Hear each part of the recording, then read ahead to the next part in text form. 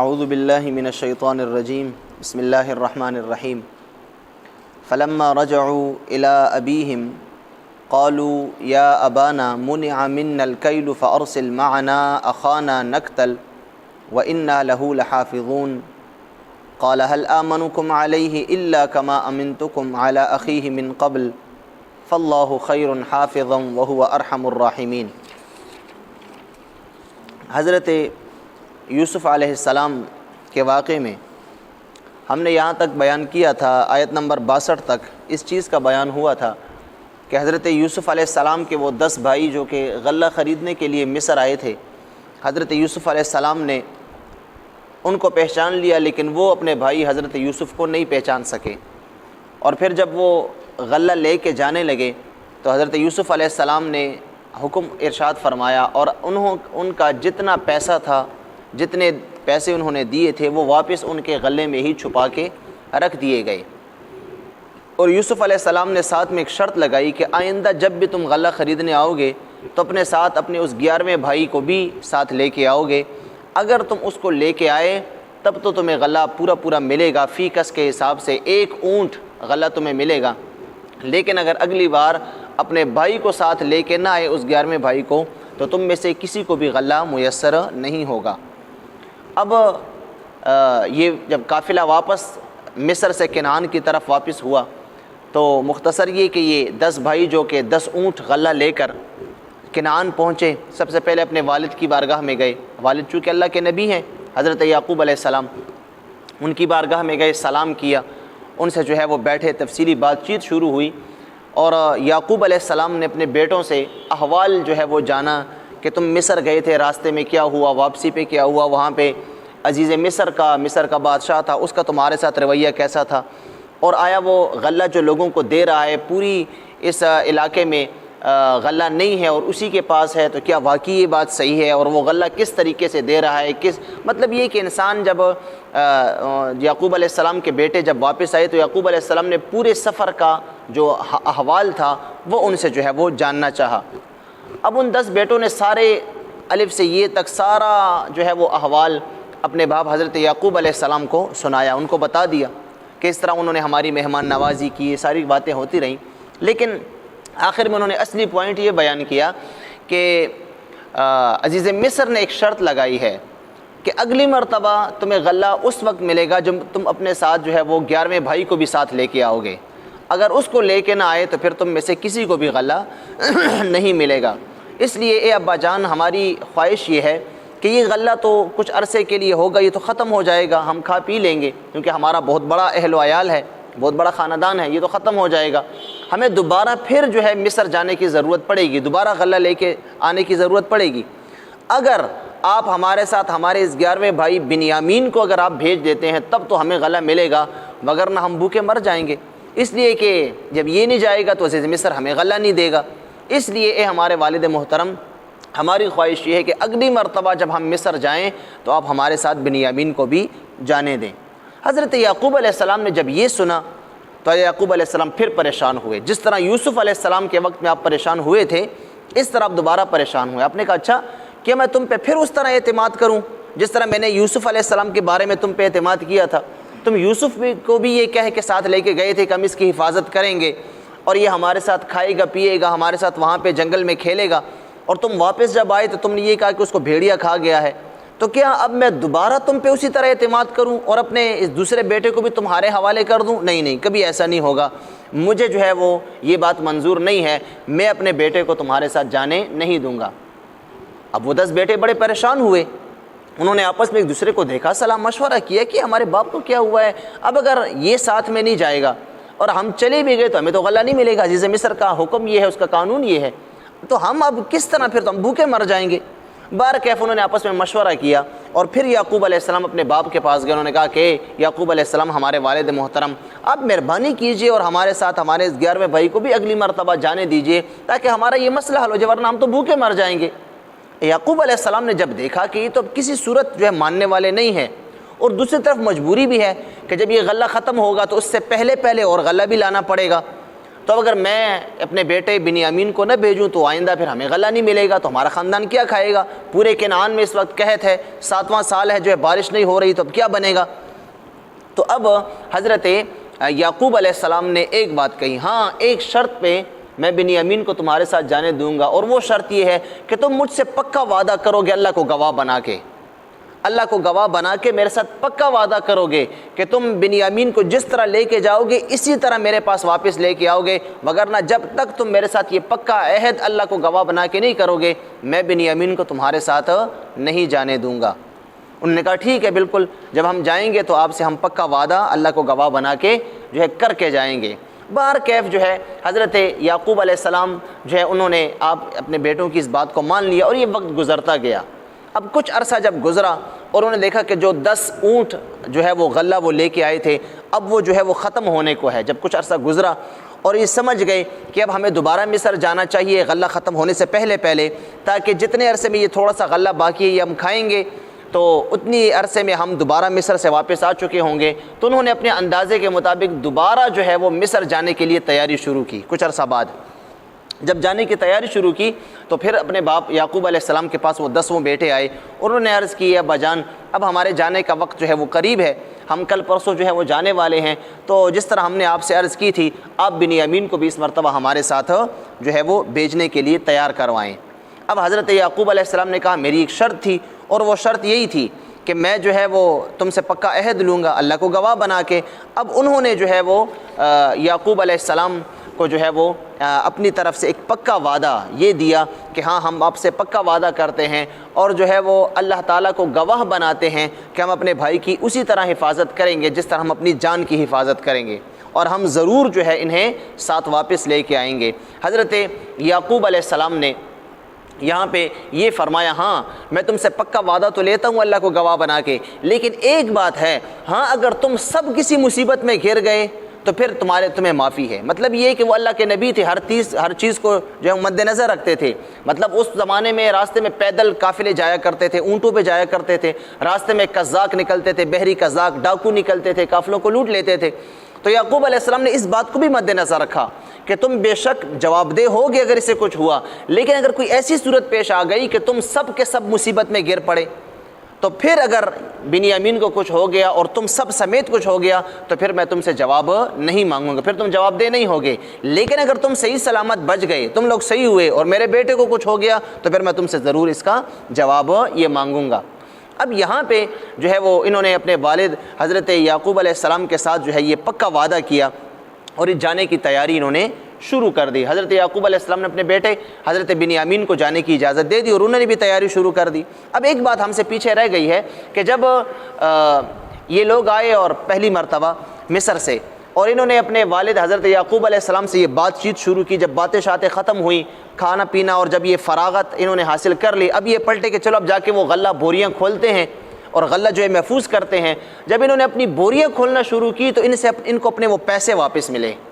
جو حضرت یوسف علیہ السلام نے دوبارہ ان کی بوریوں میں رکھوا دیے تھے۔ اب انہوں نے اپنے پیسے جب واپس دیکھے، انہوں نے کہا وہی ہمارے والے سکے ہیں، یہ تو ہمارے والے وہ روپے ہیں، وہ نوٹ ہیں کہ جو ہم نے یوسف علیہ السلام کو جو ہے وہاں پہ عزیز مصر کو دیے تھے، اور یہ تو وہی ہمارے پیسے ہیں۔ دیکھو یہ مصر کا بادشاہ کتنا رحم دل ہے کہ اس نے ہمیں غلہ بھی دیا ہے، ہماری مہمان نوازی بھی کی ہے اتنے دن، اور ساتھ میں ہمارے پیسے بھی واپس کر دیے ہیں۔ تو وہ دوڑتے ہوئے پھر اپنے باپ یعقوب علیہ السلام کے پاس آئے کہ دیکھیے ابا جان، اب ہم ویسے ہی آپ سے تکرار نہیں کر رہے، ہم ویسے ہی بنیامین کو لے جانے کی بات نہیں کر رہے۔ دیکھیے عزیز مصر جو ہے وہ اتنا رحیم شخص ہے، اتنا رحم دل ہے، اس نے ہمارے پیسے بھی واپس کر دیے ہیں، ہمیں کتنا فائدہ پہنچا ہے، تو ہم انہی پیسوں سے اگلی مرتبہ پھر جا کے غلہ خرید لیں گے، اس لیے اب آپ ہمیں ضرور واپس بھیجیں گے کہ ہم جو ہے وہ اس کی سخاوت سے اور بھی جو ہے وہ فائدہ لے سکیں۔ بہر کیف جب جانے کا وقت قریب آیا اور حضرت یعقوب علیہ السلام کے بیٹوں نے تیاری کر لی، جب دوبارہ اب مصر جانے کے لیے تیاری شروع ہوئی تو پھر یہ 10 بیٹے آئے، اب بنیامین بھی ساتھ تھے، 11ویں بیٹے وہ بھی ساتھ تھے ان کے لیے، تو انہوں نے عہد کر لیا تھا۔ اب جب بیٹھے اور اجازت لینے کے لیے بیٹھے تو حضرت یعقوب علیہ السلام نے انہیں ایک طریقہ بتایا کہ دیکھو تم لوگ جو ہے میرے بیٹے ہو 10، اور اب 11واں بیٹا بھی میرا تمہارے ساتھ جا رہا ہے، تم 11 بیٹے میرے اکٹھے جا رہے ہو، لیکن ایک بات یاد رکھنا، مصر میں جب داخل ہونا تو مصر میں سب ایک دروازے سے اکٹھے داخل نہ ہونا بلکہ علیحدہ علیحدہ دروازوں سے داخل ہونا۔ روایات میں آتا ہے کہ اس زمانے میں مصر کے 4 بڑے خارجی راستے تھے، 4 دروازے تھے بڑے بڑے، جس سے باہر کے لوگ، دیگر ممالک کے لوگ جب مصر آتے تو ان 4 راستوں کو استعمال کیا کرتے تھے۔ تو یعقوب علیہ السلام کی خواہش یہ تھی کہ جب تم جاؤ تو سب ایک دروازے سے داخل نہ ہونا، بلکہ مختلف دروازوں سے، 4 دروازوں سے تقسیم ہو کے جو ہے وہ 2 3 کر کے جو ہے وہ داخل ہونا۔ وجہ یہ تھی کہ جب تم اکٹھے داخل ہوگے کہ تمہیں نظر نہ لگ جائے، نظر سے بچنے کے لیے۔ اس کی وجہ یہ ہے کہ روایات میں آتا ہے کہ حضرت یعقوب علیہ السلام کے بیٹے جو ہے وہ سب بڑے خوبصورت تھے، یوسف علیہ السلام کی تو بات ہی کچھ اور ہے، لیکن یہ 10 بیٹے جو ہے یہ بڑے جسیم تھے، مطلب کہ صحت مند بھی تھے، اونچے لمبے بھی تھے، اور یہ بہت وجیح اور بڑے خوبصورت تھے۔ اور پھر یہ بات بھی کہ اگر وہاں کے لوگوں کو یہ پتہ چل جائے، یا قافلے کے لوگ بھی ساتھ تھے، ان کو پتہ چل جائے کہ یہ 11 بیٹے یعقوب علیہ السلام کے ہیں اور سب بڑے توانا اور تندرست اور بڑے خوبصورت ہیں، سرخ سفید ہیں، تو یقیناً ان کو نظر لگنے کا خدشہ کہ نظر نہ لگ جائے۔ تو انہوں نے نظر کے لگنے کے پیش نظر اپنے بیٹوں کو یہ وصیت کی کہ آپ جب جاؤ تو سب اکٹھے داخل نہ ہونا، تاکہ سب کی نظر آپ پہ نہ پڑے، بلکہ مختلف راستوں سے جو ہے وہ داخل ہونا۔ البتہ باپ نے یہ نصیحت کی، دعائیں دیں اور اپنے بیٹوں کو جو ہے وہ رخصت کر دیا۔ اب یہ بیٹے جو ہے دوبارہ مصر کی طرف جو وہ آئے، تو اللہ تبارک و تعالیٰ نے انہی کا بیان یہاں پہ فرمایا ہے۔ اللہ نے فرمایا آیت نمبر 63 سے دیکھیں، فلما رجعوا الی ابیہم، جب یوسف علیہ السلام کے بھائی سب کے سب اپنے والد یعقوب علیہ السلام کی طرف لوٹے، واپس گھر آئے، قالو، تو انہوں نے باتوں باتوں میں کہا، یا ابانا، اے ہمارے ابا جان، منع منا الکیل، آئندہ ہم سے غلہ روک لیا گیا ہے، عزیز مصر ہمیں غلہ نہیں دے گا آئندہ، فارسل معنا اخانا، لہٰذا آپ کو ہمارے ساتھ ہمارا بھائی بھی بھیجنا پڑے گا، مطلب وہ 11واں بھائی بنیامین، اسے بھی ساتھ میں بھیجنا پڑے گا، نقتل، تو ہم پھر جو ہے وہ سب کے سب غلہ وہاں سے لے کے آ سکیں گے، وَإِنَّا لَهُ لَحَافِظُونَ، اور آپ خوف مت کھائیے، ہم ضرور اس کی حفاظت کرنے والے ہیں۔ قال، یعقوب علیہ السلام نے جواب دیا، هل آمنکم علیہ، کیا میں تم پہ اسی طرح اعتماد کروں، کما امنتکم علی اخیہ من قبل،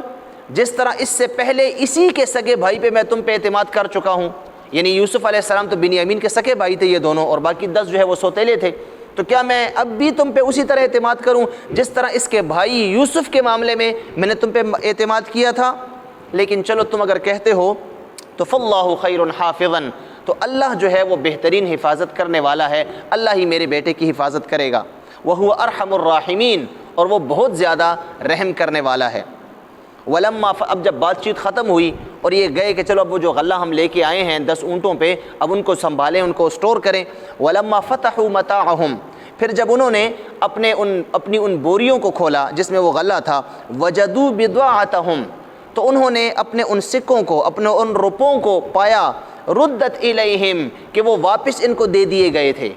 ان کے وہ پیسے اسی طرح بوریوں میں چھپے پڑے تھے۔ قالو، تو یہ پھر آئے اپنے والد کی طرف اور عرض کی، یا ابانا، اے ہمارے ابا جان، ما نبغی، ہم اور کیا چاہتے ہیں، ہمیں تو یہ چاہیے، غلہ بھی مل گیا مفت کا اور پیسے بھی واپس مل گئے۔ ہذہ بضاعتنا، دیکھیے یہ ہمارے وہ روپے ہیں، ردت الینا، جو عزیز مصر نے ہمیں واپس لوٹا دیے ہیں اور ہمیں پتہ بھی نہیں تھا۔ ونمیر اہلنا، ہم اسی طرح اپنے جو ہے وہ اہل و عیال کے لیے اور بھی غلہ لے کے آئیں گے۔ ونحفظ اخانا، اور اگر آپ نے ہمارے بھائی کو جانے دیا تو ہم ضرور اپنے بھائی کی حفاظت بھی کریں گے۔ ونزداد کیل بعیر، اور ہم ایک بوجھ اور بھی غلہ زیادہ لے کے آ سکیں گے۔ ذالک کیل یسیر، عزیز مصر کے لیے یہ کوئی مشکل بات نہیں ہے، عزیز مصر کے لیے بڑی آسان سی بات ہے کہ وہ ہمیں 10 کی بجائے 11 اونٹ جو ہے وہ غلہ دے دے۔ اب کیل یسیر کا معنی کیا ہے؟ مطلب یہ ہے کہ عزیز مصر جو ہے اس کے پاس اتنا غلہ ہے اور اتنا سٹور پڑا ہوا ہے کہ اگر وہ ہمیں 10 کی بجائے 11واں غلہ بھی اگر دے دے اور 11واں اونٹ بھی بوجھ ہمیں دے دے ہمارے بھائی کے سر پہ، تو لہٰذا اس کے جو ہے وہ غلوں میں کوئی کمی نہیں آئے گی۔ عزیز مصر کے لیے کوئی مشکل بات نہیں ہے، ہم جتنے بندے لے کے جائیں اتنے ہی وہ ہمیں بوجھ زیادہ غلے دے گا۔ قال، یعقوب علیہ السلام نے جواب دیا، لن ارسلہ معکم، ہرگز میں تمہیں اس کو ساتھ لے جانے نہیں دوں گا، لن ارسلہ، میں کبھی بھی جو ہے بنیامین کو نہیں بھیجوں گا معکم تمہارے ساتھ، حتیٰ، ہاں اس وقت تؤتونی موثقا من اللہ، جب تم پکا عہد کرو گے میرے ساتھ اللہ کو گواہ بنا کے، لتأتننی بہ،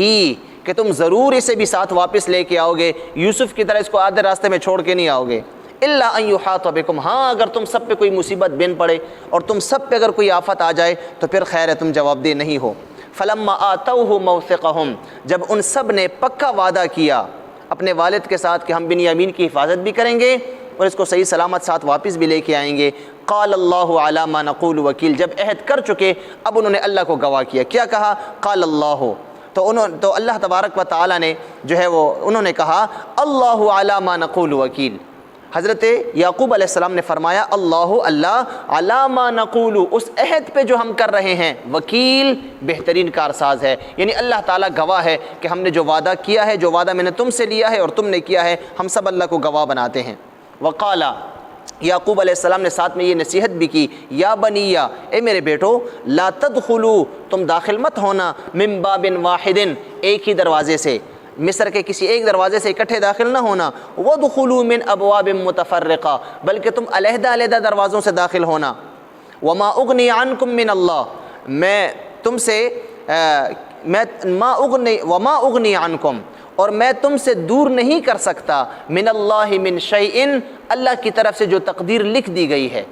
یعنی اس عمل سے کہ میں تمہیں کہہ رہا ہوں کہ علیحدہ علیحدہ دروازے سے داخل ہونا، یہ مطلب نہیں ہے کہ تم داخل اگر علیحدہ علیحدہ ہوگے تو شاید اللہ کی تقدیر سے تم بچ جاؤ گے، نہیں، اگر تمہاری تقدیر میں کچھ لکھا ہوا اللہ کی طرف سے کہ تمہیں کوئی مصیبت یا آفت آنی ہے، وہ تمہیں آ کے رہے گی، لیکن یہ ایک حیلہ ہے،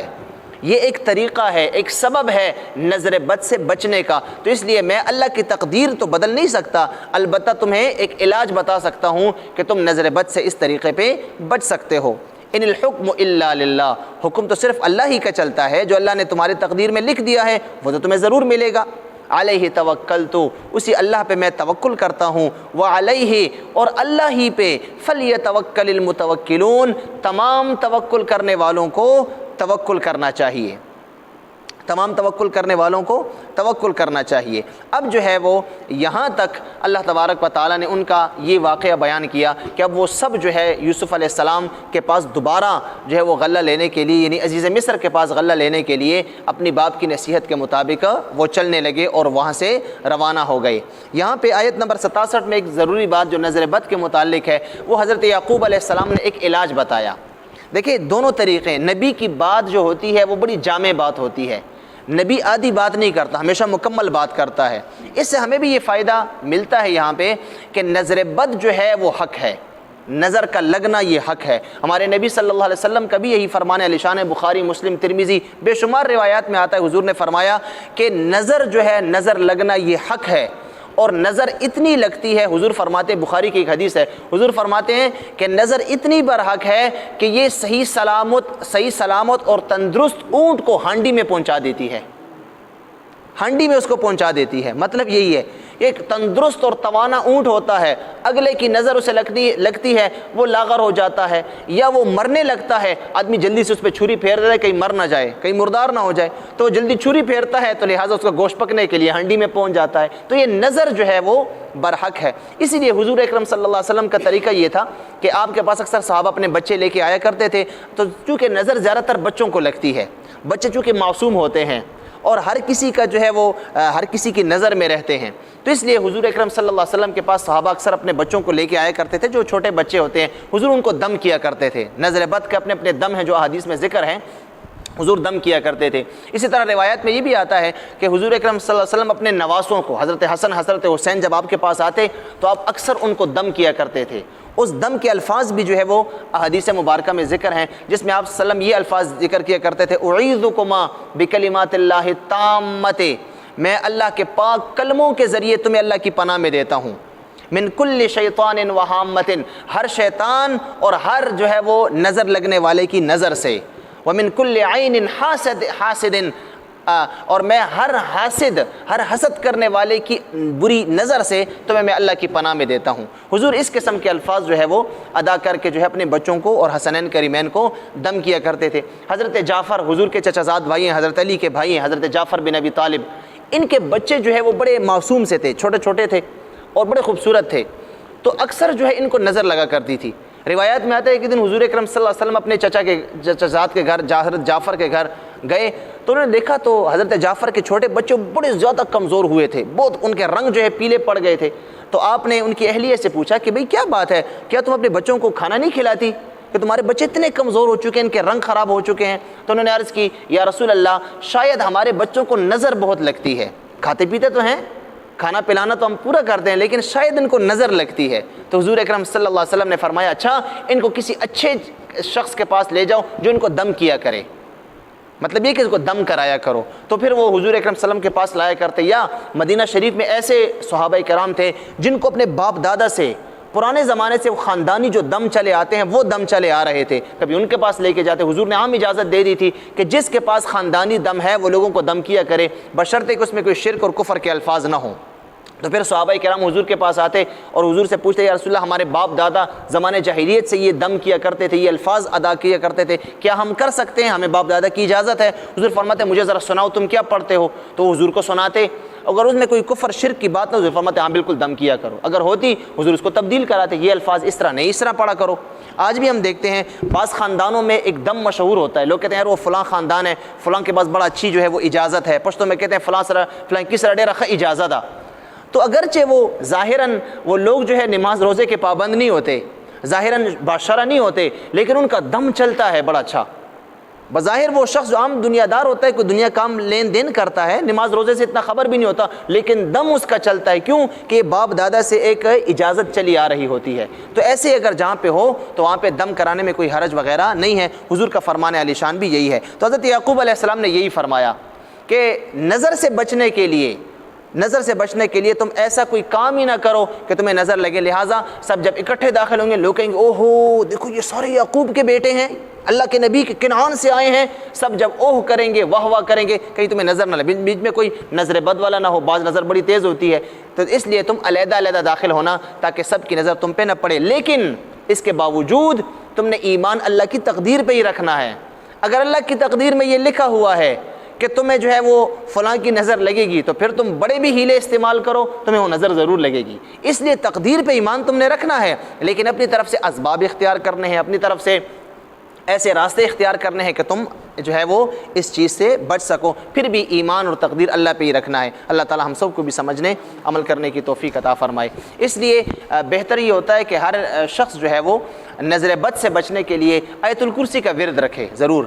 یہ بھی ایک بزرگوں کا ایک عمل ہے کہ جو شخص صبح اور جو شخص شام کو صبح و شام 7 مرتبہ آیت الکرسی بطور وظیفہ پڑھتا ہے, انشاءاللہ اس کو نظر بد بھی نہیں لگے گی, اس کو جادو ٹونا تعویذ اور یہ جتنی جو ہے وہ بلائیں وغیرہ ہیں جو انسان دوسرے کو نقصان پہنچانے کے لیے بعض اوقات کرتے ہیں, ایک ناکام سی کوشش کرتے ہیں, انشاءاللہ اس سے انسان محفوظ رہتا ہے. صبح بھی 7 مرتبہ آیت الکرسی اور شام کو بھی آیت الکرسی شام کی نماز کے بعد 7 مرتبہ. ہاں اگر کس سے بعض اوقات بھول جاتی ہے, صبح نہیں پڑھ سکتا, شام کو بھول جاتی ہے, تو جس وقت اس کو یاد آ جائے پھر اسی وقت 7 مرتبہ جو ہے وہ پوری کر دے, تو انشاءاللہ ہر قسم کے نظر بد سے اور ہر قسم کے جادو ٹونے سے وغیرہ سے محفوظ رہے گا. اللہم ربنا آتنا فی الدنیا حسنہ وفی الآخرۃ حسنہ وقنا عذاب النار وادخلنا الجنۃ مع الابرار یا عزیز یا غفار یا رب العالمین. وصلی اللہ علی النبی الأمی.